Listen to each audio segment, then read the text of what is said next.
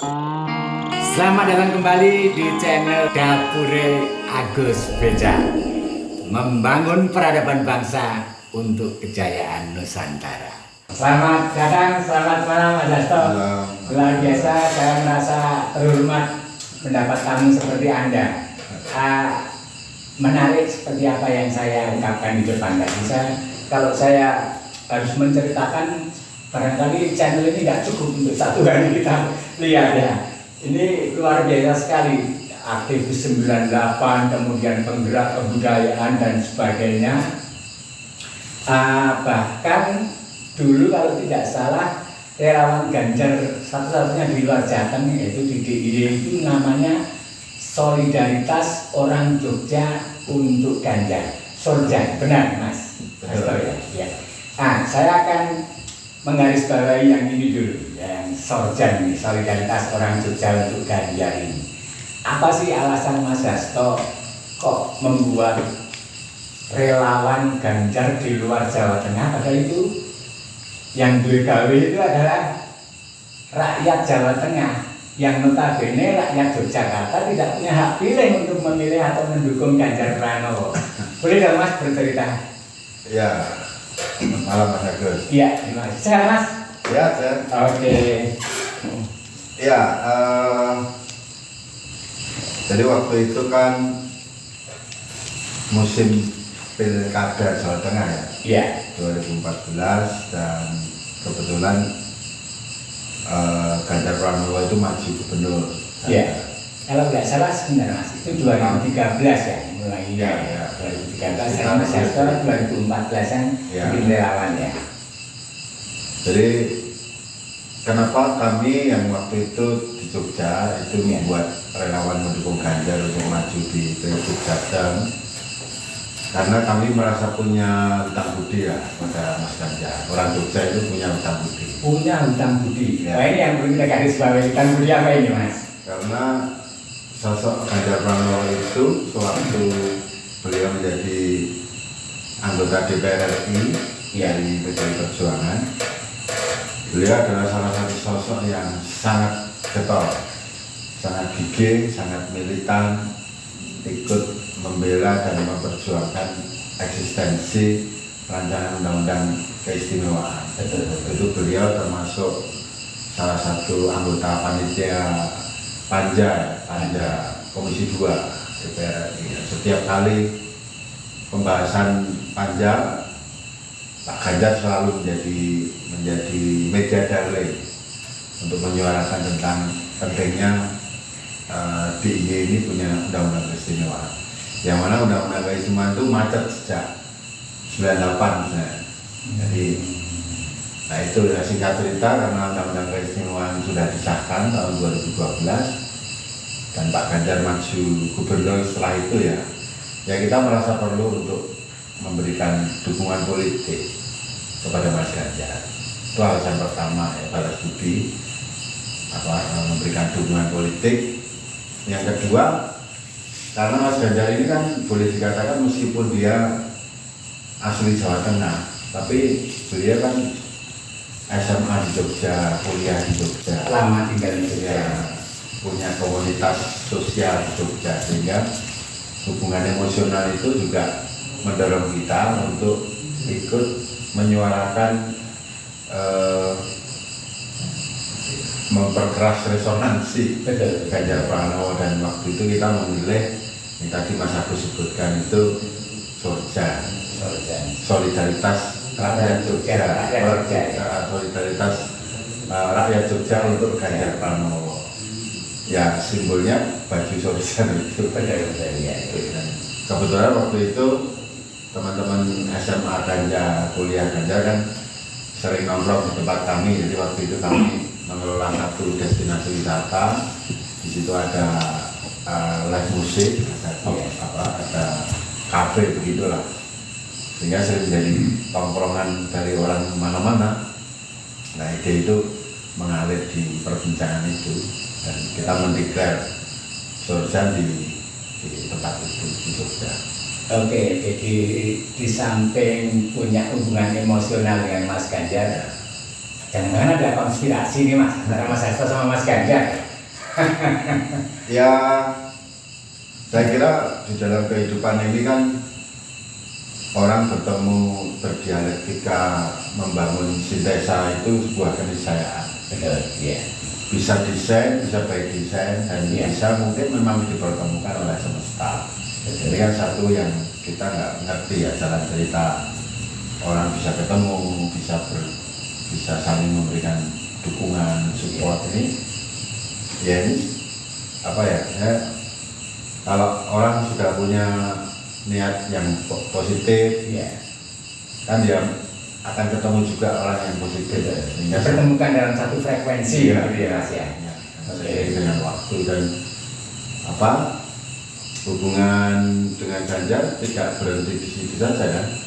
Jadi ketika kemudian teman-teman Jogja itu banyak membuat kegiatan seperti peringatan-peringatan hari lahir Pancasila misalnya. Ganjar seorang gubernur Jateng yang menyempatkan hadir ke Jogja.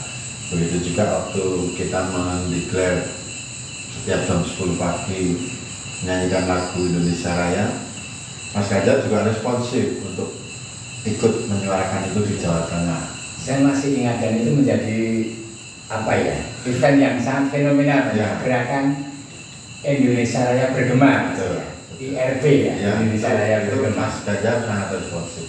Dan itu kayaknya sempat mempertemukan antara Mas Ganjar dengan Ustaz Dalem dalam satu frame ya. Betul. Jadi waktu itu acaranya kan kita bikin secara live ya.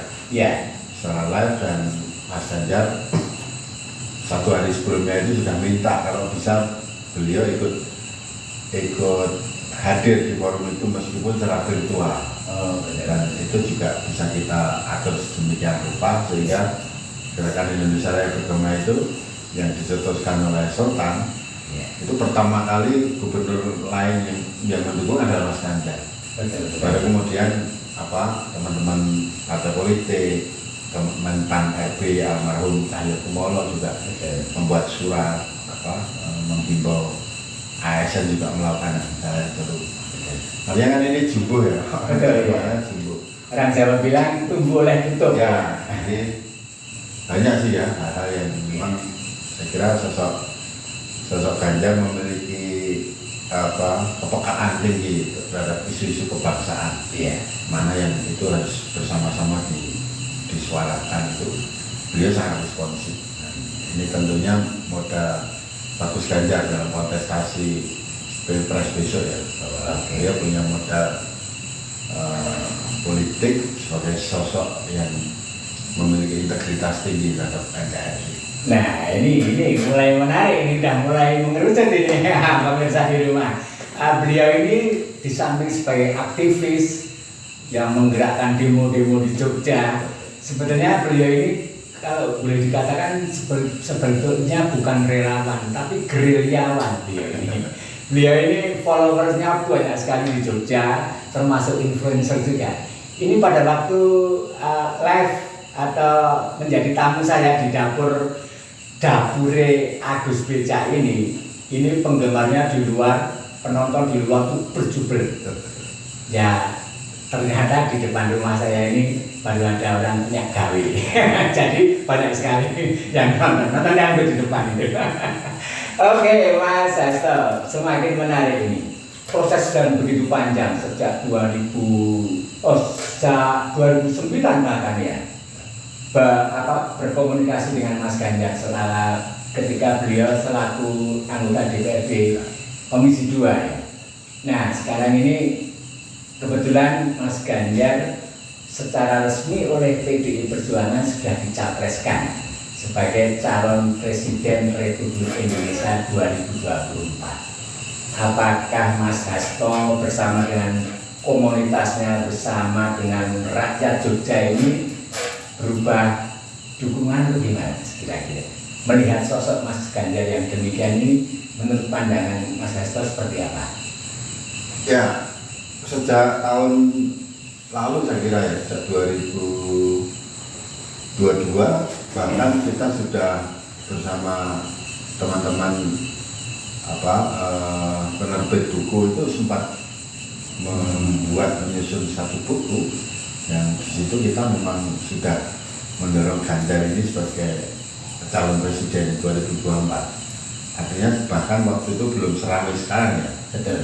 Belum lah, masih terlalu dini waktu itu. Kita sudah bersama teman-teman itu membuat satu penelitian kecil itu, dan hasilnya memang Ganjar ini sangat elektabilitasnya sangat tinggi dan terbukti kan akhirnya. Kemudian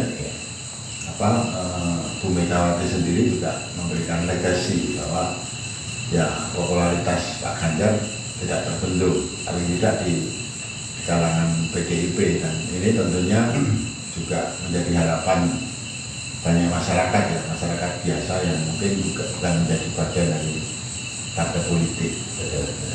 Ini saya kira satu fenomena yang menarik, dan hari ini memang kalau kita bicara tokoh muda yang menonjol katakanlah dari kalangan nasionalis itu ya Ganjar Pranowo. Ya, nampaknya pembicaraan kita semakin mengerucut ini Mas, semakin panas. Kita seruput dulu teh kita. Ayo Mas. Oke Mas Hasto, ini meningkat nih pembicaranya. Setelah Pak Jokowi kemarin memanggil 6 ketua umum minus Nasdem ya ke istana. Setelah itu, wah, ketua umum parpol pada sikap melakukan gerilya politik ya, gerpol ini, gerakan politik ini. Nah, kalau menurut Mas Hasto selaku aktivis, selaku penggerak kebudayaan di Jogja ini, ibarat orang mau omah-omah, mau berumah tangga itu, kira-kira Mas Ganjar ini cocoknya itu punya wakil yang seperti apa Mas? Di situ kan ada Sandiaga Uno, ada Erick Thohir, ada Pak Mahfud MD, kemudian ada siapa lagi?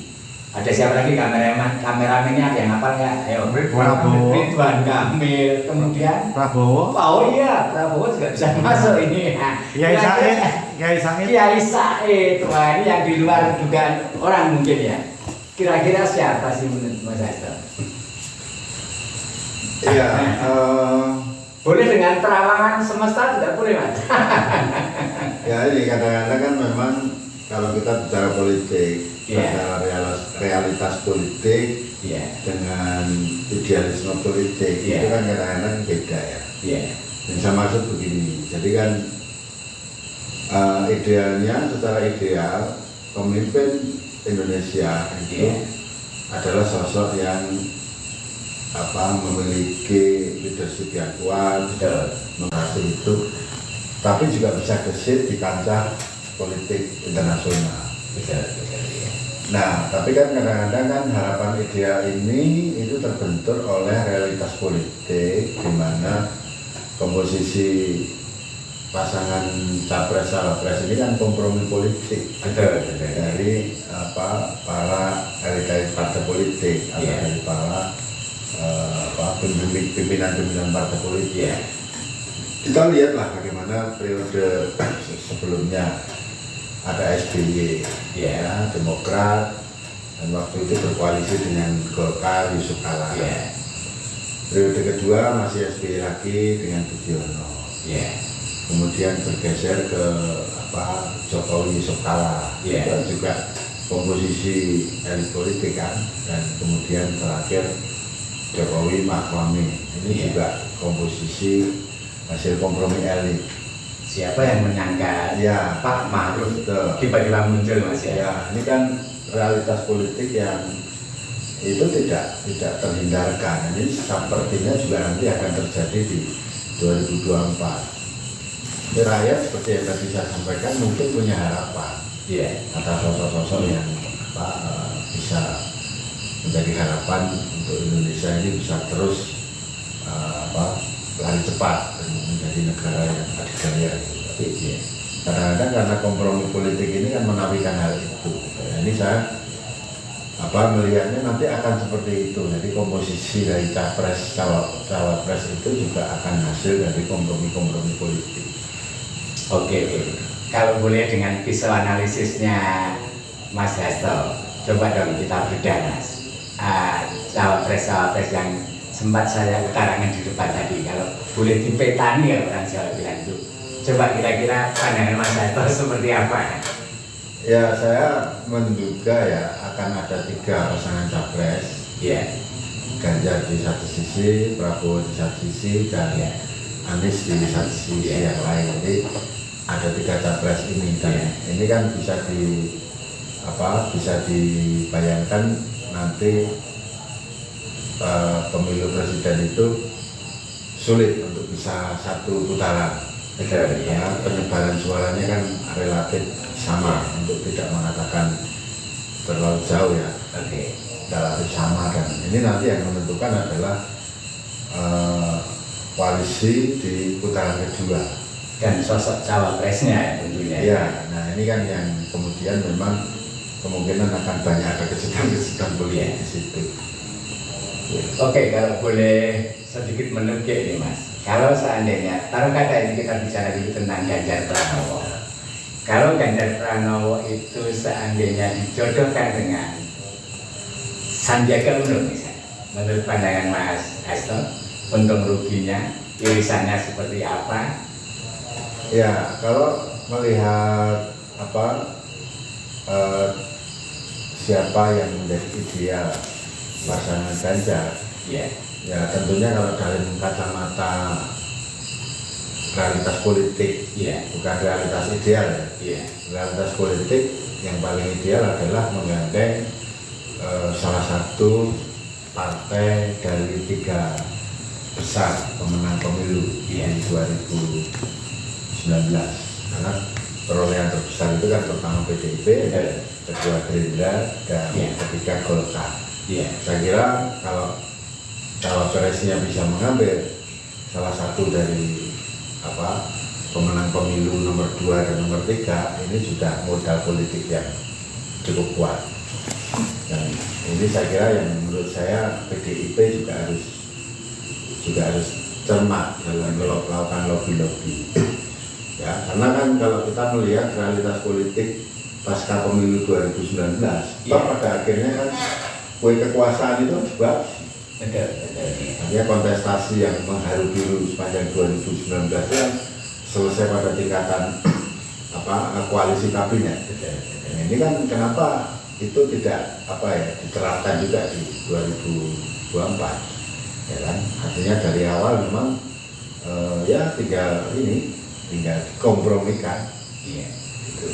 Di samping partai-partai politik besar seperti yang diutarakan Mas Hasto tadi, tentu NU sebagai ormas terbesar di Indonesia tidak bisa dinafikan begitu saja. Gimana pandangan Mas Hasto?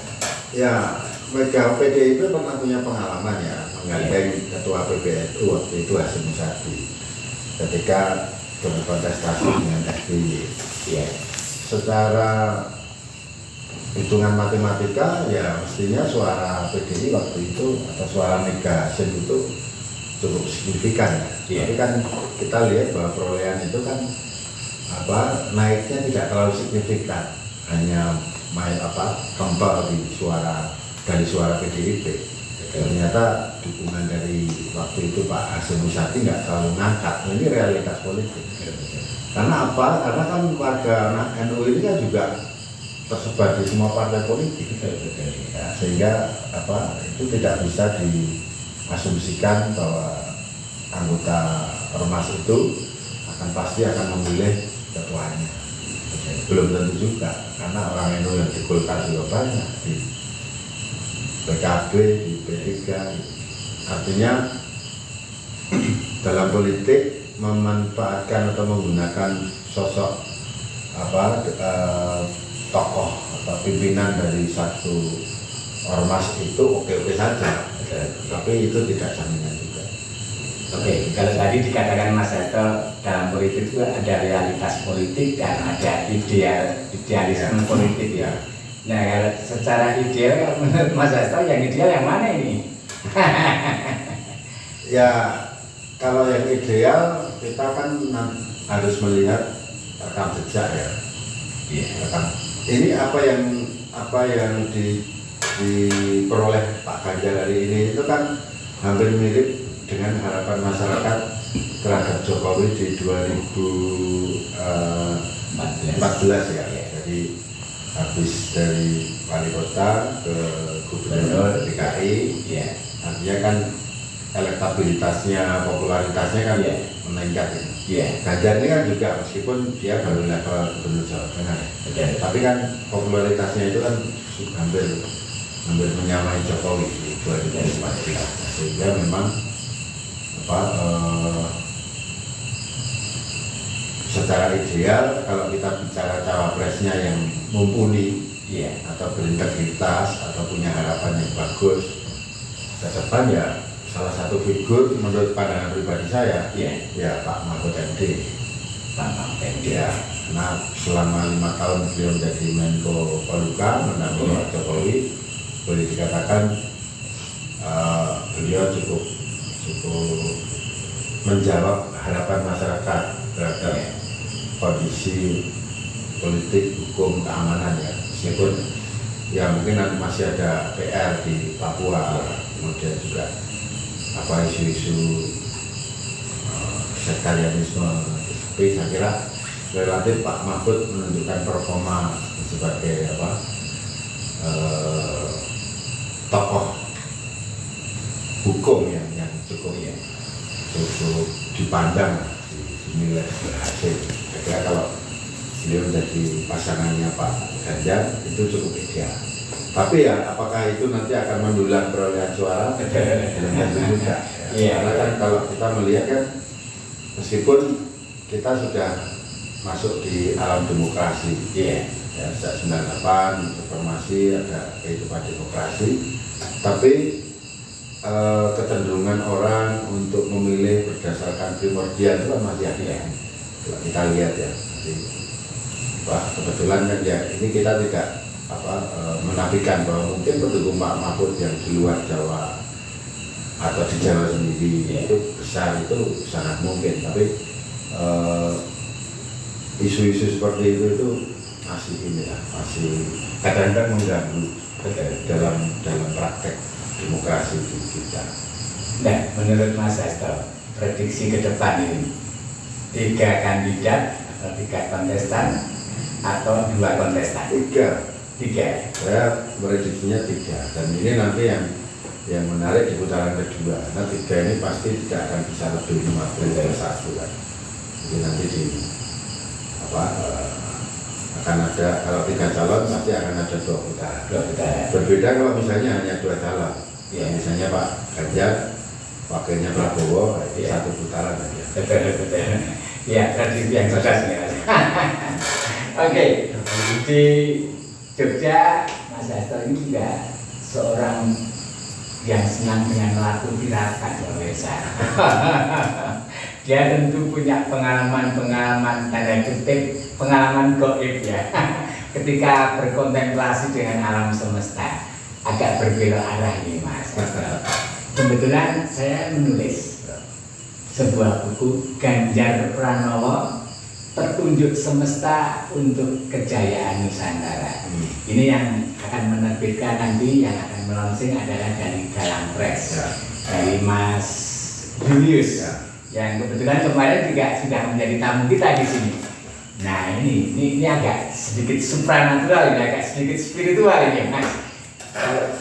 Mas Hasto secara pribadi ketika berkontemplasi dengan semesta ini, ada petunjuk apa ini Mas untuk pemimpin ke depan ini? Ya kita lihat kan bahwa ini tidak Jawa sentris ya. Jadi kita kan melihat bahwa Jawa ini kan memang memiliki peradaban yang tua. Memiliki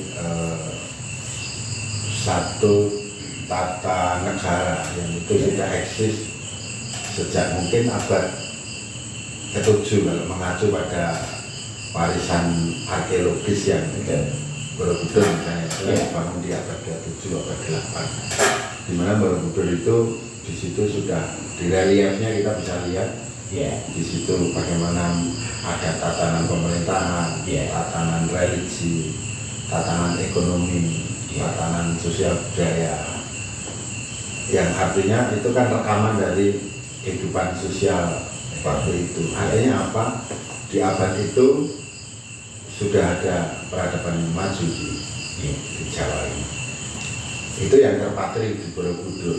Yang mungkin yang di abad-abad sebelumnya yang mungkin masih terbudak atau belum terekam atau hancur karena alam itu yang mungkin sudah ada. Kan tidak mungkin tiba-tiba abad 7 terus ada penemuan mungkin beriak sebelumnya. Nah, ini kan menjadi DNA bagi masyarakat Jawa. Bagaimana menjadi sosok, bagaimana menjadi pemimpin, bisa mengelola keberagaman. Nah, ini saya kira memang dan kebetulan realitas sosial hari ini, realitas secara demografi ya, penduduk Jawa ini kan suku Jawa terutama, dan juga Sunda, kebetulan dua-duanya ada di Pulau Jawa. Ini yang terbesar sebagai populasi terbesar di Indonesia. Saya kira mungkin 50 atau mungkin hampir 60% lah populasi orang suku Jawa dan Sunda ini di Indonesia. Artinya kalau selama ini kita melihat kan ya pemimpin-pemimpin Indonesia atau presiden Indonesia itu realitasnya juga semuanya dari suku Jawa. Ini bukan berarti Jawa sentris ya, tapi ya ini satu realitas politik ketika kemudian mayoritas suku Jawa dan Sunda ini memilih pemimpinnya. Itu kan ada kecenderungan yang tadi saya sebut primordial itu. Orang akan cenderung memilih pemimpinnya satu frekuensinya satu. Nah ini yang sehingga kemudian bagaimana kemudian pemimpin atau Mas Ganjar misalnya untuk bisa masuk di dalam alam pikir suku Jawa dan Sunda ini ya saya kira betul lagi tidak ada salahnya atau mungkin juga menjadi hal yang itu harus dilakukan di belakang panggung. Kemudian hal-hal yang sifatnya mencari mengolah dunia batinnya itu. Saya kira saya mendengar dari beberapa sumber ya Ganjar sudah melakukan itu beberapa tahun lalu, sudah menunjukkan ke tempat-tempat lain juga ketemu siapa gitu. Saya kira itu menjadi langkah-langkah yang pasti ditempuh oleh seorang Ganjar Pranowo. Ya, dalam terminologi Jawa dikenal adanya Hasto Broto atau Hasta Brata, di mana itu menjadi rujukan bagi seorang pemimpin, bagaimana dia mengolah batin, bagaimana dia mengolah masyarakat dan sebagainya. Menurut Mas Hasto, seperti apa pemimpin ke depan ini dengan rujukan Hasto Broto ini? Ya, Hasto Broto itu kan kalau dalam kisah pewayangan itu kan 8 ajaran kepemimpinan yang disimbolkan dari unsur-unsur alam, mulai dari angin, kemudian api, kemudian matahari, rembulan, air, macam-macamnya. Unsur-unsur ini yang menjadi personifikasi dari sosok. Misalnya kalau matahari itu sosok yang menyinari, memberikan penghidupan. Kemudian bintang ini menjadi penanda petunjuk arah. Kemudian juga macam-macam.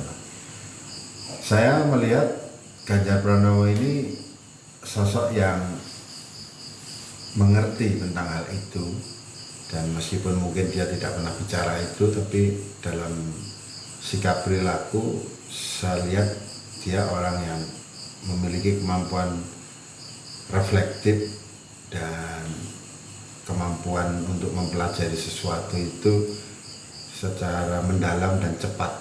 Itu terlihat ketika misalnya dia dihadapkan dalam sebuah tayangan televisi misalnya. Kemudian penyiar itu mengajukan pertanyaan-pertanyaan yang mungkin tidak terduga atau sifatnya mengejutkan. Itu Ganjar bisa menangkis dan menjawab itu dengan proporsional. Nah ini saya melihat secara leadership Ganjar itu sangat memiliki kemampuan leadership. Tapi di balik itu saya cenderung ingin mengulik tentang masa lalu Ganjar ya, masa kecil, masa remaja. Jadi ini kan hampir sama dengan Jokowi. Dia berangkat dari keluarga yang mohon maaf mungkin berkekurangan. Ya, seperti Jokowi kan juga tinggal di pinggir kali. Rumahnya kena gusur berulang kali pindah-pindah. Artinya Ganjar juga begitu. Bahkan sempat tidak bisa bayar kuliah dan harus break sebentar kan. Bahkan waktu kecilnya membantu ibunya jualan bensin eceran ya. Dan ketika SMA di Jogja dia juga numpang di rumah kakaknya yang jadi anggota polisi. Jadi seorang pemimpin itu akan dipengaruhi oleh masa lalunya. Jadi saya melihat masa lalu Ganjar yang rekoso, yang ngerasa susahnya bisa survive. Ini akan membentuk jiwa yang menurut saya orang itu akan lebih empati terhadap kesengsaraan orang lain. Dalam arti kata kalau dia menjadi pemimpin, saya yakin dia tidak akan pernah melupakan rakyatnya yang masih miskin. Dia pasti akan ada keinginan untuk jangan sampai masyarakat Indonesia itu sengsara seperti saya gitu ya. Apa yang dilakukan Jokowi yang juga begitu. Memiliki dengan rakyat kecil itu tidak ada jarak. Ya. Tidak ada jarak. Nah, ini saya kira modal sosial Ganjar yang bagus untuk bisa menjadi pemimpin yang melayani masyarakat. Kan beda nih pemimpin yang tiba-tiba dari kecil sudah tersedia segala sesuatunya, atau mungkin dia dididik dalam iklim yang sangat militaristik misalnya, ini kan beda. Atau mungkin dia juga punya background dari manca misalnya, atau dari leluhurnya itu dari luar, itu kan beda. Nah, ini kan Ganjar ini kan sangat lokal, sangat asli dari Jawa Tengah, masa lalunya juga begitu. Ya kita berharap dia bisa melanjutkan kepemimpinan Jokowi 2 periode ini. Ya, secara personality, secara personal itu hampir sama lah Ganjar dengan Jokowi ya meskipun tidak sama persis ya, tapi hampir ada kemiripan. Nah, ini yang saya kira menarik di Ganjar, untuk bagaimana dia bisa menjadi harapan kita bersama untuk melanjutkan kepemimpinan 2 periode Jokowi yang relatif bagus. Dan kita lihat Ganjar ini tidak memiliki masa lalu yang problem. Dia tidak pernah terjerat korupsi, tidak pernah terlibat dalam pelanggaran HAM, tidak pernah masuk dalam isu-isu kontroversial di masa lalu. Ya, bahkan dia juga boleh dikatakan menjadi bagian dari kekuatan gerakan reformasi. Nah, ini kan yang harus masyarakat juga harus melihat itu, rekam jejak masa lalu dan bagaimana ke depan dia bisa melanjutkan Indonesia ke depan. Oke, luar biasa Mas Hasto. Nah, sampailah kita di penghujung dialog kali ini Mas Hasto. Dialognya santai, sambil guyon, sambil ngopi, sambil ngeteh, udut-udut.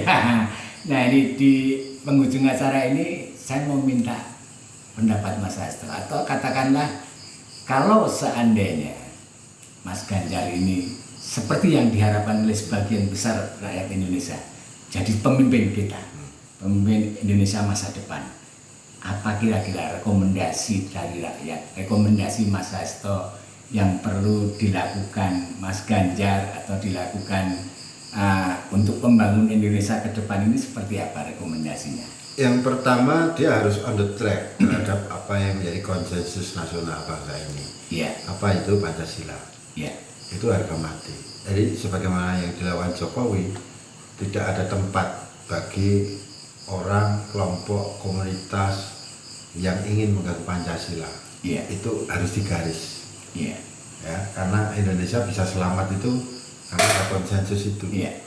Kalau kemudian orang merasa dengan pemikirannya ya ingin mengganti Pancasila, nah itu berarti itu adalah kekuatan yang ingin menghancurkan NKRI. Nah ini harus menjadi komitmen besar Pak Ganjar. Yang kedua, bagaimana Ganjar itu bisa menjawab problem-problem sosial serius di Indonesia, soal masih besarnya kemiskinan, masih ada kesenjangan, kaya miskin, pemerataan, ya, dan kemudian juga bisa merangkul banyak perbedaan, mau mendengar, ya, dan kemudian juga gerak cepat terhadap hal-hal yang memang itu harus direspon cepat.